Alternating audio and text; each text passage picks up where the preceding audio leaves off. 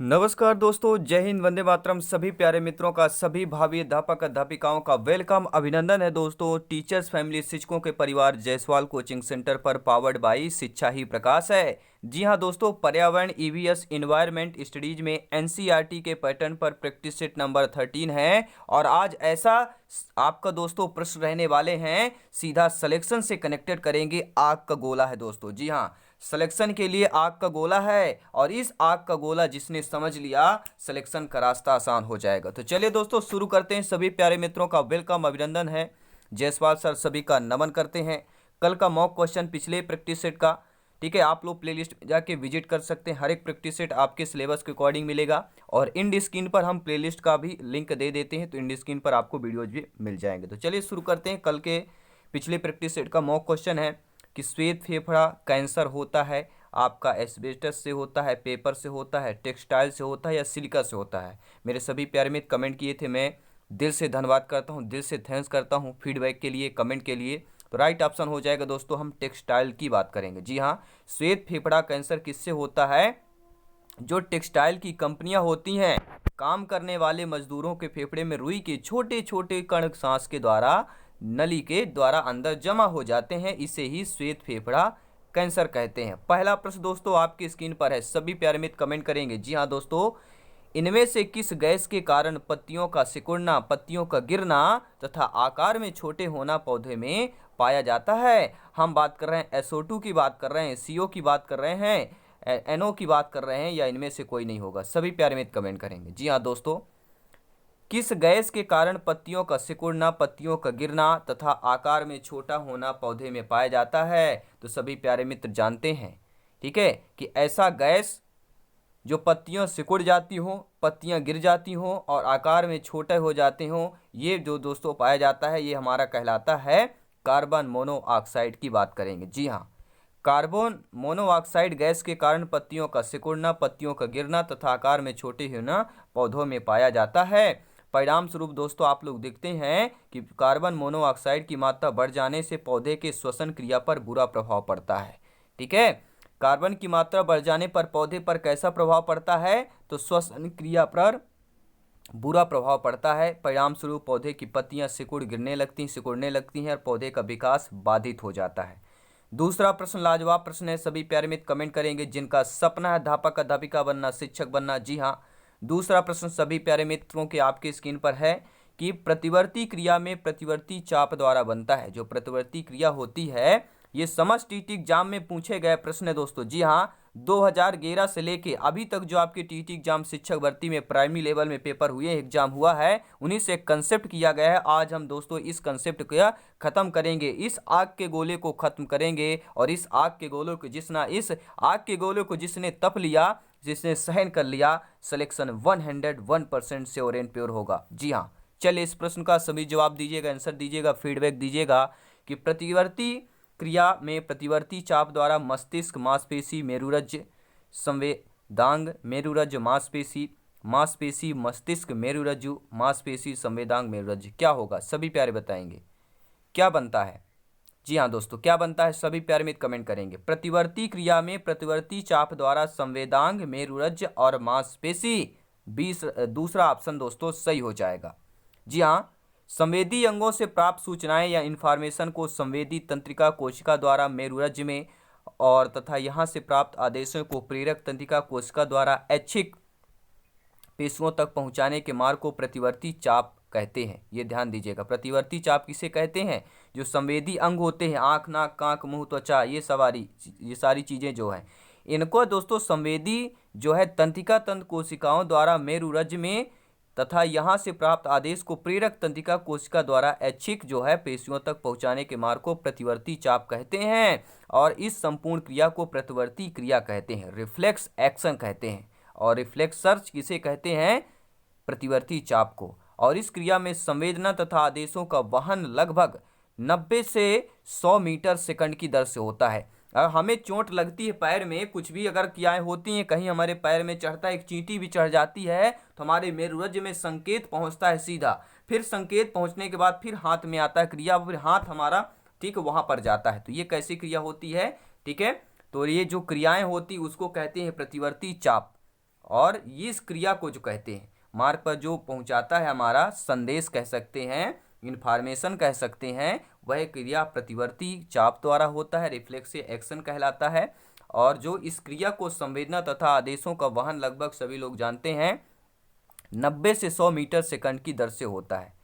ठीक है दोस्तों, कैसे बनता है? संवेदांग से फिर आपका क्या जाता है मेरुरज्ज में, फिर मेरुरज्ज से आपका मांसपेशियों में जाता है। अब देखते हैं दोस्तों तीसरा प्रश्न। जी हाँ दोस्तों, पैंक्रियाज या अग्नाशय में होती है, केवल बहिस्रावी कोशिकाएं होती हैं, केवल अंतःस्रावी कोशिकाएं होती हैं, या दो प्रकार की कोशिकाएं अंतःस्रावी एवं बहिस्रावी, ये केवल एक प्रकार की कोशिकाएं जो कि अंतःस्रावी एवं बहिस्रावी दोनों प्रकार की कार्य करती हैं। तो आपका कमेंट, आपका फीडबैक क्या कहता है कि पैंक्रियाज या अग्नाशय में क्या होती हैं दोस्तों? इसमें दो प्रकार की कोशिकाएं अंतःस्रावी एवं बहिस्रावी होती है।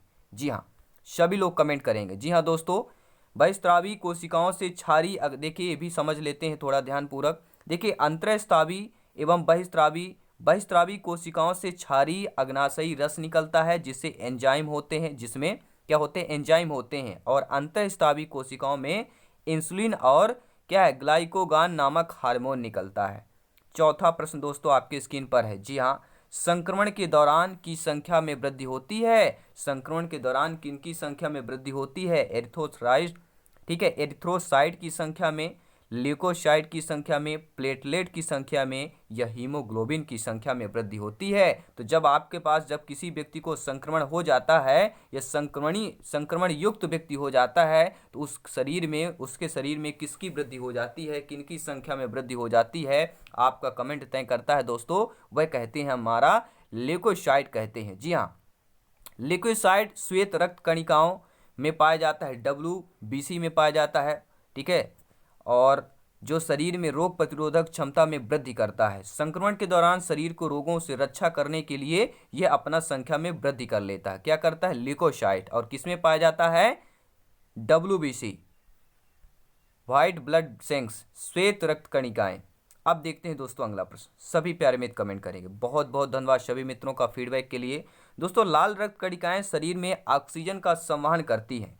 वयस्कों में इनका निर्माण होता है, यकृत में होता है, गुर्दों में होता है, हृदय में होता है, या अस्थिमज्जा में होता है। तो लाल रक्त कणिकाएं जो होती हैं शरीर में ऑक्सीजन का संवहन तो करती हैं, और वयस्कों में इनका जो निर्माण होता है दोस्तों वह हमारे अस्थिमज्जा में होता है। जी हाँ, मानव शरीर में लाल रक्त कणिकाएं जो होती हैं, RBC की बात कर रहे हैं, इनका निर्माण अस्थिमज्जा यानी बोन मैरो में होता है। और RBC जो होती है यहाँ पे लाल रक्त कणिकाएं शरीर में ऑक्सीजन यानी O2 के संवहन का कार्य करती हैं। RBC किसका कार्य करती हैं? O2 के संवहन का कार्य करती हैं। और इस कोशिका में केंद्रक नहीं होता, ये भी ध्यान देना है। RBC में केंद्रक नहीं होता है, और इसकी औसत आयु 120 दिन की होती है। इसमें हीमोग्लोबिन नाम का प्रोटीन पाया जाता है। और ऊंट में अपवाद स्वरूप लाल रक्त कोशिकाओं में केंद्रक पाया जाता है। ऊंट में अपवाद स्वरूप प्रश्न आ सकता है कि RBC में केंद्रक पाया जाता है अपवाद स्वरूप किस जीव में? तो वह दोस्तों जीव आपका ऊंट हो जाएगा। बाकी RBC में केंद्रक नहीं होता है। अगला प्रश्न है, मादा मच्छर रक्त चूसने का कार्य क्यों करती है? तो सभी लोग जानते हैं क्यों करती है दोस्तों। अंडे देने के लिए करती है। क्यों करती है? क्योंकि मादा मच्छर स्वस्थ अंडे देने के लिए रक्त चूसने का कार्य करती। कोई भी माता होगी अपने बच्चे के लिए यही चाहेगी कि उसका बच्चा स्वस्थ पैदा हो, स्वस्थ अच्छा हो, सुडौल अच्छा शरीर का हो। तो वह इसीलिए मादा मच्छर क्या करती है? हमारे और आप लोगों का मच्छर, ठीक है, क्या खून चूसने का कार्य करती है। हमारे आप या जीव अदर जीवों को भी, ठीक है, पशुओं का भी जीव, ठीक, उनको खून से मतलब है, चूसती है वो भी आपकी मादा मच्छर। तो अंडे देने का कार्य किसका होता है? नर मच्छर का तो नहीं होता है, इसलिए नर मच्छर रक्त भी नहीं चूसता है। अंडे देने का कार्य मादा मच्छर का है, इसलिए मादा मच्छर रक्त चूसती है। अगला प्रश्न है, पत्तियों में हरे रंग की उपस्थिति किस कारण से होती है? Glucose, nitrogen, chlorophyll, oxygen. सभी प्यारे मित्र कमेंट करेंगे जिनका सपना है अध्यापक अध्यापिका बनना, शिक्षक बनना। पत्तियों में हरे रंग उपस्थित के कारण सभी लोग जानते हैं क्लोरोफिल की बात करेंगे। जी हाँ दोस्तों, पत्तियों में हरा रंग क्लोरोफिल की उपस्थिति के कारण होता है। क्लोरोफिल एक प्रोटीन युक्त जटिल रासायनिक यौगिक है। यह वर्णक पत्तों के हरे रंग का कारण है। यह प्रकाश संश्लेषण का मुख्य वर्णक है। इसे दोस्तों फोटोसिंथेटिक पिगमेंट भी कहते हैं। इसे क्या कहते हैं? फोटोसिंथेटिक पिगमेंट भी कहते हैं और इसका गठन जो है कार्बन, ऑक्सीजन, नाइट्रोजन तथा मैग्नीशियम तत्वों से होता है। ये ध्यान दीजिएगा। जी हाँ, प्रकाश संश्लेषण का मुख्य वर्णक कहलाता है और ये फोटोसिंथेटिक पिगमेंट भी इसे कहते हैं और इसका गठन कार्बन, ऑक्सीजन, नाइट्रोजन और मैग्नीशियम तत्वों से होता है। और ये डिटेल आपको यह तय करता है कंसेप्ट में ये किस, क्योंकि इससे डिटेल से भी प्रश्न पूछे जा सकते हैं। तो बहुत ही इंपॉर्टेंट सेशन है दोस्तों। आग का गोला है, आग के गोले से जिसने तपन सहन कर लिया, सिलेक्शन का रास्ता उसी के लिए आसान होता है। अगला प्रश्न है कि गर्म रुधिर प्राणी का परिचय देने के लिए शिक्षक के लिए श्रेष्ठ शिक्षण सहायक सामग्री कौन सी होगी? मेढक के जीवन चक्र का चार्ट हो जाएगा, मुर्गी के जीवन का चक्र मॉडल हो जाएगा, वास्तविक तितली हो जाएगी या कक्षा के बाहर बैठा कुत्ता हो जाएगा। तो गर्म रुधिर प्राणी की बात कर रहे हैं। अगर आपकी नियुक्त होती, आप अध्यापक अध्यापिका बनते हैं, बच्चे को पढ़ा रहे हैं कक्षा में और कक्षा के बाहर देखते हैं कुत्ता बैठा हुआ है, तो आप परिचय देते हैं कि यह गर्म रुधिर प्राणी का परिचय है। तो आप जो है श्रेष्ठ शिक्षण सहायक सामग्री आपके लिए होगी गर्म रुधिर प्राणी का परिचय देने के लिए आपके कक्षा के बाहर या आपके विद्यालय के बाहर बैठा कुत्ता हो जाएगा। जी हाँ दोस्तों, देखिए समस्त स्तनधारी जो मनुष्य, कुत्ता, बिल्ली गर्म रुधिर वाले प्राणी होते हैं और गर्म रुधिर वाले प्राणी का परिचय देने के लिए शिक्षक को शिक्षण सहायक सामग्री यानी टीचिंग एड्स मटेरियल कक्षा के बाहर बैठा कुत्ता सबसे उपयुक्त होगा। अगला प्रश्न है, उत्सर्जन तंत्र दोस्तों किससे संबंधित है? जो आपका उत्सर्जन तंत्र है यह संबंधित है वृक्क, कान से, फेफड़े से, त्वचा से। सभी लोग कमेंट करेंगे उत्सर्जन तंत्र दोस्तों किससे संबंधित है, फटाफट कमेंट करेंगे। वृक्क, कान, फेफड़ा, त्वचा। जी हाँ दोस्तों, कमेंट आ चुका है, मैं कमेंट यहाँ पे पढ़ पा रहा हूँ। तो राइट ऑप्शन जाएगा दोस्तों, हम बात कर रहे हैं उत्सर्जन तंत्र की बात कर रहे हैं और राइट ऑप्शन जाएगा दोस्तों, हम शरीर का वह अंग जहाँ से अपशिष्ट तत्वों का उत्सर्जन होता हो वही हमारा उत्सर्जी अंग कहलाता है। जैसे वृक्क में मूस का उत्सर्जन होता है, फेफड़े से कार्बन डाइऑक्साइड का उत्सर्जन होता है और त्वचा से पसीने का उत्सर्जन होता है और कान एक ज्ञानेंद्रिय है। और प्रश्न पूछा गया है संबंधित नहीं है, तो देखिए वृक्क संबंधित है, फेफड़ा, त्वचा। वृक्क से आपका सभी लोग जानते हैं मलमूत्र निकलता है, फेफड़ा से आप CO2 निकालते हैं और त्वचा से पसीने के रूप में आपकी लवणता निकलती है। ठीक है, तो उत्सर्जन तत्व किससे संबंधित नहीं है? तो यह कान से संबंधित नहीं होगा, क्योंकि कान एक क्या है दोस्तों, आपका ज्ञानेंद्रिय है। अगला प्रश्न आ चुका है कि इनकी 1859 की पुस्तक on the origin of species में इनके प्राकृतिक चयन संबंधी शोध का विवरण है और यह उद्भव जीव विज्ञान में मील का पत्थर भी है। इस पुस्तक के रचयिता कौन है? कई बार दोस्तों पूछा गया है कि उद्भव जीव विज्ञान में मील का पत्थर है, इसके रचयिता कौन है? या on the origin of species इनके रचयिता कौन है?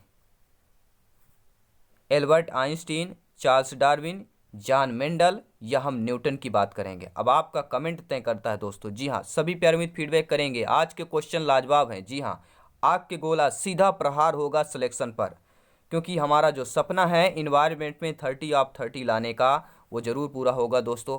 तो राइट ऑप्शन जाएगा, हम बात करेंगे चार्ल्स डार्विन की। जी हाँ दोस्तों, on the origin of species नामक पुस्तक के रचना प्रसिद्ध जीव वैज्ञानिक चार्ल्स डार्विन 1859 में किया था। अगला प्रश्न है दोस्तों कि टैडपोल किसके जीवन की प्रारंभिक अवस्था है? ये लगभग बहुत बार आपके टीटी एग्जाम में पूछा गया प्रश्न है। टैडपोल की बात करते सभी लोग जानते हैं कि मेढक की बात करेंगे। टैडपोल किसके जीवन की प्रारंभिक अवस्था है? तो ये मेढक की हो जाएगी। ठीक है दोस्तों, और वर्ष 1958 में ऑक्सफोर्ड विश्वविद्यालय में मेढक के टैडपोल का प्रथम सफन, ठीक है, क्लोन तैयार किया गया था। ये तो सभी लोग जानते हैं कि टैडपोल जो है मेढक के जीवन की प्रारंभिक अवस्था है। अगर यह प्रश्न आ गया कि आपके ऑक्सफोर्ड विश्वविद्यालय में मेढक के टैडपोल का प्रथम सफल क्लोन तैयार किया गया, कब किया गया? 1958 में किया गया। कहाँ किया गया? तो ऑक्सफोर्ड विश्वविद्यालय के मेढक के, ठीक है, कहाँ पर किया गया था? तो ऑक्सफोर्ड के विश्वविद्यालय में किया गया था। ये सारे क्वेश्चन पूछे जा सकते हैं, इसलिए डिटेल के साथ कंसेप्ट वाइज हर एक क्वेश्चन इंपॉर्टेंट है दोस्तों। विज्ञान एक शिक्षक को मैग्रोपादपों की तलाश हेतु विद्यार्थी को किस क्षेत्र में खोज के लिए प्रोत्साहित करना चाहिए? मरुद्वृद्धि क्षेत्र में, लवणोद्भिदी दलदल में, गर्म और आर्द्र क्षेत्र में या शीत क्षेत्र में? तो विज्ञान के एक शिक्षक को मैग्रोपादपों की तलाश हेतु विद्यार्थी को किस क्षेत्र में खोज के लिए प्रोत्साहित करना चाहिए? वह होगा लवणोद्भिदी दलदल। ये आ जाए, ठीक है, मैग्रोपादप पूछा जाए तो दलदल शब्द ये आपको नोट कर लेना है। अब देखते हैं दोस्तों अगला प्रश्न। आपका हृदय एक दिन में लगभग कितनी बार धड़कता है? पिछले बार हमने देखा था कि आपका हृदय 1 मिनट में कितनी बार धड़कता है, तो सभी प्यारे मित्र ने कमेंट किया था 72 बार धड़कता है। अगर यही प्रश्न पूछ लिया गया कि आपका हृदय एक दिन में लगभग कितनी बार धड़कता है, जब दिन में पूछा जाए तो थोड़ा सा गणित जोड़ घटाना गुणा भाग कर लेना है, आपका आंसर आ जाएगा। देखिए सभी प्यारे मित्र जानते हैं 1 मिनट में जब 72 होता है, ठीक है, क्या करेंगे, 1 मिनट में कितने बार धड़कता है, 72 बार, और 1 मिनट में 1 घंटे में कितने मिनट होते हैं, 60 मिनट, तो 60 गुणे 72 कर लेंगे, यह आ जाएगा 1 घंटे में धड़कने का। और इसी में एक दिन ठीक है, एक दिन में कितने घंटे होते हैं, 24 घंटे, तो 24 गुणे 60 गुणे 72 कर लेंगे, आपका पूरे दिन का धड़कने का, ठीक है, निकल आएगा कितनी बार धड़केगा। तो राइट ऑप्शन क्या हो जाएगा, देखिए आप जब आप निकालेंगे तो ठीक है इतना आएगा 1,03,680 आपका आंसर आ जाएगा। और समथिंग यहाँ पे लगभग तो कितना हो जाएगा, देखिए लगभग आपका कौन सा ऑप्शन आ जाएगा, लगभग आपका ऑप्शन आता है तीसरा ऑप्शन, 1,00,000 की बात करेंगे। अब देखते हैं दोस्तों अगला प्रश्न। देखिए और भी अदर भी क्वेश्चन आ सकते हैं। देखिए औसतन मानव का हृदय 1 मिनट में 72 बार धड़कता है, जो लगभग 33 वर्ष के जीवन काल में 66 वर्ष के जीवन काल में 2.5 मिलियन बार धड़कता है। मनुष्य का दिल 1 मिनट में 70 मिलीलीटर तक पंप करता है। प्रश्न नोट कर लीजिए, ये लाइन दोस्तों नोट कर लीजिएगा, एक मनुष्य का दिल, आपका हमारा दिल 1 मिनट में 70 मिलीलीटर जो है रक्त पंप कर डालता है, और एक दिन में 7600 लीटर तथा अपने जीवन काल में 200 मिलियन लीटर रक्त का पंप करता है। ये सभी लोग नोट कर लेंगे, ये इंपॉर्टेंट क्वेश्चन है, डीपली वाले प्रश्न है। हरी खाद से तात्पर्य दोस्तों क्या है, फसलों में कृमिनाशक डालना, या आपका लेगुमिनस पौधे की हरी फसल उगाना, मिट्टी में अपघटित कार्बनिक पदार्थ मिलाना, या फसलों में ताज़ा बने पेस्टिसाइड डालना। तो हरी खाद का दोस्तों तात्पर्य क्या हो जाएगा, हरी खाद का तात्पर्य है क्या हो जाएगा, लेगुमिनस पौधे की हरी फसल उगाना हो जाएगा। क्योंकि दोस्तों हरी खाद का या आपके लेगुमिनेसी जो होता है, ये कुल के जो पौधे होते हैं ये हरी खाद के मुख्य स्रोत होते हैं। इन पौधे की खड़ी फसल को काटकर खेत में जोतकर दबा दिया जाता है, और जो खेतों की उर्वरकता क्या होती है, प्राकृतिक रूप से बढ़ा देती है। अगला प्रश्न दोस्तों, क्लोन क्या है, हम क्लोन की बात कर रहे हैं। यह क्लोन आपका दोस्तों क्या है, यह एकल जनक से प्राप्त पौधा है, कायिक रूप से उत्पादित पौधा है, आनुवांशिक रूप से जनक पौधे के समान है, या उपरोक्त सभी हो जाएगा। तो उपरोक्त सभी हो जाएगा। एकल क्लोन क्या है, एक एकल जनक से प्राप्त पौधा भी है, कायिक रूप से उत्पादित भी पौधा है, और आनुवांशिक रूप से जनक पौधे के समान भी है। क्लोन दोस्तों किसी कोशिका का प्रतिरूप तैयार करना होता है, जिसमें आनुवांशिक तथा व्यवहारिक गुण समान होते हैं। इस प्रकार की कोशिका तैयार करने के लिए विपरीत लिंगी का, ठीक है, अवस्थित होना अनिवार्य नहीं होता है कि विपरीत लिंगी होना आवश्यक होगा। अगला प्रश्न है कि प्रक्रिया जिसके द्वारा पौधे प्रजनन करते हैं वह क्या कहलाती है, प्रकाश संश्लेषण, वाष्पीकरण, संघनन, तो परागण। ये सभी प्यारे मित्र जानते हैं, कई बार पूछा गया है कि प्रक्रिया जिसके द्वारा पौधे प्रजनन करते हैं वह दोस्तों हमारा परागण कहलाता है। अब देखते हैं दोस्तों अगला प्रश्न।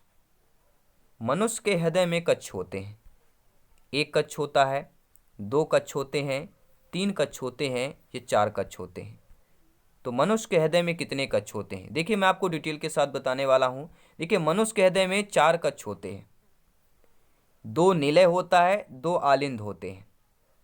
वास्तव में हृदय पेशियों से बना होता है, जो कि एक अनैच्छिक पेशी है, और मानव हृदय औसतन 1 मिनट में 72 बार धड़कता है, और इसका औसतन भार, मानव के हृदय के आपके दिल का भार, औसतन भार 300 से 350 ग्राम होता है। ये भी नोट कर ले, आ सकता है प्रश्न कि मानव के दिल का भार कितना होता है, धड़कन का भार कितना होता है, तो 300 से लेके 350 ग्राम तक होता है, सभी लोग नोट कर लेंगे।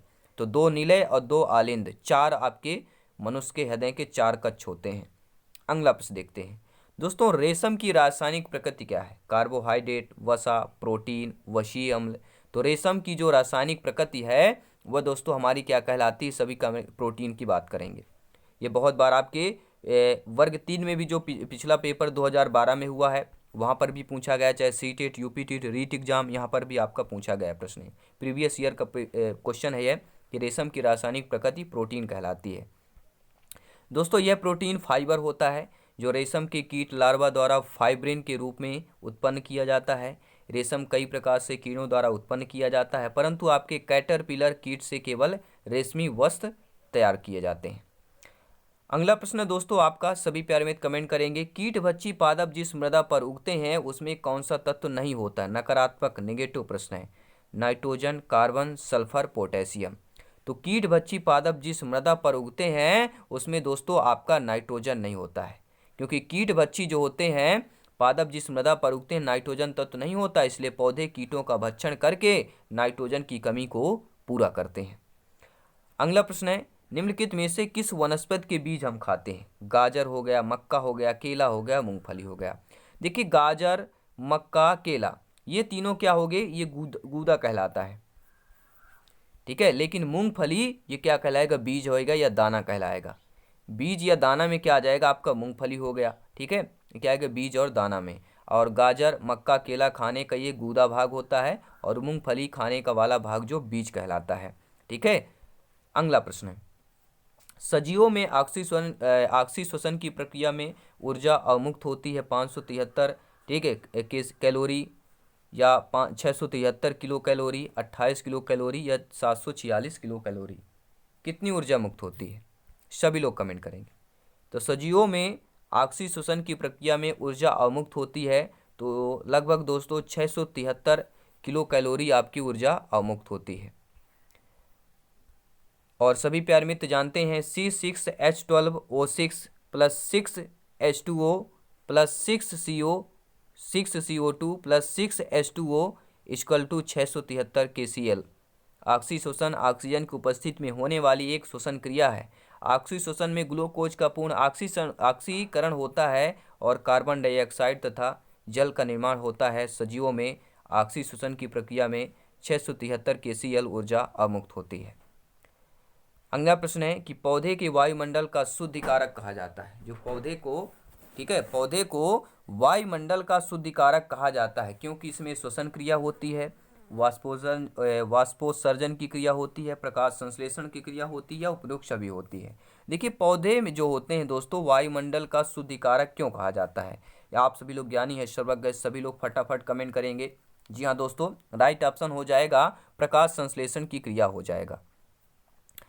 अगला प्रश्न है आपका दिया गया, पश्चाभ उपकला प्राणियों के शरीर में कहाँ मिलते हैं? आमाशय में, ठीक है, श्वास नलिका में या श्वासनिका में या आपके वायु कोश में। तो सभी प्यारे मित्र जानते हैं कि पश्चाभ उपकला प्राणियों के कहाँ मिलते हैं दोस्तों? तो हमारे श्वासनिका में मिलते हैं। पश्चाभ उपकला प्राणियों के श्वास नलिकाओं में या श्वासनिकाओं के आंतरिक भागों में मिलते हैं और ये उपकला शरीर के लिए सुरक्षा कवच का कार्य करती है। अगला प्रश्न दोस्तों, निम्नलिखित में से कौन सा सरल ऊतक नहीं है? नेगेटिव नकारात्मक प्रश्न है, आपको बताना सरल ऊतक नहीं है। जाइलम, ठीक है, पेरेनकाइमा, कोलेनकाइमा, स्क्लेरेनकाइमा। सभी लोग कमेंट करेंगे। तो सरल ऊतक कौन सा नहीं होता? देखिए सभी प्यारे मित्र जानते हैं आपका, देखिए जाइलम यह है सरल ऊतक नहीं होता है। जाइलम जो है आपका यह सरल ऊतक नहीं होता है क्योंकि जाइलम पौधे में पाए जाने वाला एक जटिल ऊतक कहलाता है। प्रश्न कई बार पूछा गया कि पौधे में पाए जाने वाला जटिल ऊतक का नाम बताइए, तो जाइलम हमारा जटिल ऊतक होता है। और जाइलम जो होता है पौधे की जड़ से जल तथा खनिज लवणों को पौधे में विभिन्न अंगों तक पहुंचाता है और इसे चालन ऊतक भी कहते हैं। तो चालन ऊतक किसे कहते हैं? तो जाइलम को चालन ऊतक भी कहते हैं। ये भी लाइन नोट कर लीजिएगा। और ये 4 विभिन्न प्रकार के तत्वों से बना होता है। 4 तत्व कौन कौन से होते हैं? जाइलम किससे बना होता है? 4 तत्वों से बना होता है। एक होता है वाहिनिकाएं, वाहिकाएं, जाइलम तंतु और जाइलम मृदु ऊतक। ये 4 तत्वों से मिलकर आपका जाइलम बनता है। अगला प्रश्न है दोस्तों, आई थिंक सभी प्यारे वीडियो को लाइक कर लिया होगा। दोस्तों टेलीग्राम से जरूर जुड़े, नोट्स पीडीएफ फाइल प्राप्त करने के लिए वहाँ पे सब कुछ आपको फ्री में प्रोवाइड करा दिया जाता है। टेलीग्राम का लिंक भी दे दिया गया है, या आप सर्च कर सकते हैं जायसवाल कोचिंग सेंटर। दोस्तों अगर आपने इंस्टाग्राम पर जायसवाल सर को फॉलो नहीं किया है, अपने परिवार teachers family Jaiswal coaching centre को फॉलो नहीं किया है, तो वहाँ पर भी फॉलो करें। वहाँ पर भी आपको क्वेश्चन मिलते रहेंगे, ठीक है, नोट्स मटेरियल, एग्जाम मटेरियल, ठीक है, सबको सारा मटेरियल आपको मिलेगा। और जो भी एग्जाम से रिलेटेड आपको, ठीक है, जो भी बेनिफिट होगा, ठीक है, जो भी एक्सपीरियंस है वो हम दोस्तों शेयर करेंगे। आप लोग भी मैसेज के माध्यम से सारी कुछ, ठीक है, चीज़ें पूछ सकते हैं मैसेज के द्वारा। चलिए इस प्रश्न को देखते हैं। कौन सा युग्म सुमेलित नहीं है, ठीक है, गलत आपको बताना है। जेट्रोफा, बायोडीजल, रिंगाल, इमारती लकड़ी, बांस, चारा, चीड़, लीसा। सभी लोग कमेंट करेंगे। देखिए दोस्तों, रिंगाल जो है एक इमारती लकड़ी नहीं है। रिंगाल एक पहाड़ी क्षेत्रों में एक बांस के नुमा ही एक झाड़ी पाई जाती है। तो यहाँ पर रिंगाल और इमारती लकड़ी क्या हो जाएगा, रिंगाल बांस जैसी एक झाड़ी है जो पर्वतीय क्षेत्रों में पाया जाता है, यह इमारती लकड़ी में नहीं आता है। दोस्तों मोनाल उत्तराखंड के अतिरिक्त किस राज्य का राज पक्षी है? और मोनाल इसलिए कहा जाता है क्योंकि यह दोस्तों 2 राज्यों का राज पक्षी है, इसलिए यह बहुत बार आपके एग्जाम में पूछा जाता है। एनसीईआरटी के पैटर्न पर है, और जो हमारा सिलेबस है कि 3rd क्लास से लेके 10th क्लास तक के इन्वायरमेंट का एनसीईआरटी पैटर्न पर पूरा कैलकुलेशन करना, कलेक्ट करना और सिलेक्शन, ठीक है, अवश्य पाना।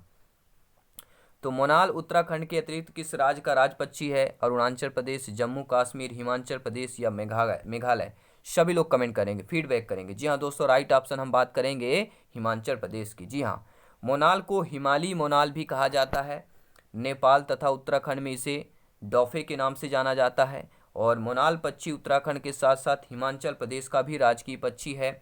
और बात करें मध्य प्रदेश का, तो मध्य प्रदेश का राजकीय पक्षी दूधराज, या इसी को शाह बुलबुल भी बोलते हैं। अगला प्रश्न दोस्तों नीली क्रांति संबंधित है। तो सभी लोग जानते हैं नीली क्रांति हमारा मत्स्य उत्पादन से संबंधित है, ठीक है। लीली क्रांति हो गया पुष्प से, श्वेत क्रांति हो गया दुग्ध उत्पादन से हो गया, ठीक है। ये सारे क्रांति से भी एक क्वेश्चन जरूर पूछा जाता है। नीली क्रांति मत्स्य उत्पादन, श्वेत क्रांति दुग्ध, और इंद्रधनुष क्रांति क्या होती? सभी क्रांतियों का सम्मिलित रूप कहलाता है इंद्रधनुष क्रांति। और हरित क्रांति खाद्यान्न उत्पादन से हो जाता है। अगला प्रश्न है स्वर्णिम रेशा इनमें से किसे कहा जाता है? चाय, कपास, जूट, रबड़। ये भी आपके, ठीक है, आपके एग्जाम में पिछले ईयर्स में पूछा गया प्रश्न है कि स्वर्णिम रेशा इनमें से कौन सा है। तो वह दोस्तों हम बात करेंगे, क्या किसकी बात करेंगे? जी हाँ, स्वर्णिम रेशा आपका बीटी कपास हो जाएगा। कपास को ही स्वर्णिम रेशा कहते हैं। अगला प्रश्न है कौन से पक्षी के नर व मादा दिखने की समान होते हैं? बुलबुल, मधुकेरा, कोयल, गौरैया। यानी पक्षी में आप समानता, नर या मादा दिखने में समान होते हैं, आप कंफ्यूज हो जाते हैं कि ये नर है या मादा है, ठीक है। ऐसा पक्षी का नाम बताइए। तो पक्षी आपका दोस्तों हो जाएगा बुलबुल। जी हाँ, बुलबुल पक्षी नर एवं मादा दिखने में समान होते हैं, जबकि गौरैया पक्षी की मादा प्रजाति फीमेल जो स्पीसीज है का रंग नर की अपेक्षा थोड़ा गाढ़ा होता है। अगला प्रश्न है कि श्रमिक मधुमक्खी अन्य मक्खियों को भोजन के स्रोत की दिशा ज्ञात कराती है भिनभिनाकर, नृत्य के द्वारा, रासायनिक संकेतन के द्वारा या स्पर्श के द्वारा। तो जो श्रमिक मधुमक्खी होती है, अन्य जो मधुमक्खियां होती हैं उनको बताती है कि यहाँ पर भोजन का स्रोत इस दिशा में है। तो वह कैसे बताती है? ना तो भिनभिनाकर बताती है, ना ही स्पर्श द्वारा, वह नृत्य के द्वारा बताती है। अगर उसको पता चल गया कि यहाँ पर भोजन मिलेगा तो वह क्या करती है? मधुमक्खी क्या करती है? नाचने लगती है, नृत्य के द्वारा बताती है। अब देखते हैं दोस्तों अगला प्रश्न। अगला प्रश्न है कि भारत में हरित क्रांति का जनक कहा जाता है? प्रोफेसर बीरबल साहनी को, डॉक्टर एम.एस. स्वामीनाथन को, प्रोफेसर M.O.P. अयंगर को, या डॉक्टर V. कुरियन को। तो भारत में हरित क्रांति के जनक किसे कहा जाता है? बहुत बार दोस्तों पूछा गया है, इंपॉर्टेंट क्वेश्चन है दोस्तों, ठीक है। Doctor M.S. स्वामीनाथन को हरित क्रांति का भारत में जनक कहा जाता है। जी हाँ, इन्होंने दोस्तों, डॉक्टर स्वामीनाथन ने गेहूं की विभिन्न प्रजातियों को अनुवांशिक का अध्ययन किया है, और जिससे एक नए प्रकार का गेहूं C57 का पंजाब में विकास किया। किन्होंने किया? स्वामीनाथन ने ही किया। और इन्हीं के फसल के प्रयासों के कारण 1960 के दशक में अंतिम वर्षों में भारत में हरित क्रांति की क्या है? सफल हो पाई थी। अब देखते हैं दोस्तों अगला प्रश्न। बर्फ पर अंडे देने वाला पक्षी। जी हाँ दोस्तों, ऐसा पक्षी का नाम बताइए जो बर्फ पर अंडे देता हो। Arctic tern, humming bird, albatross या पेंगुइन।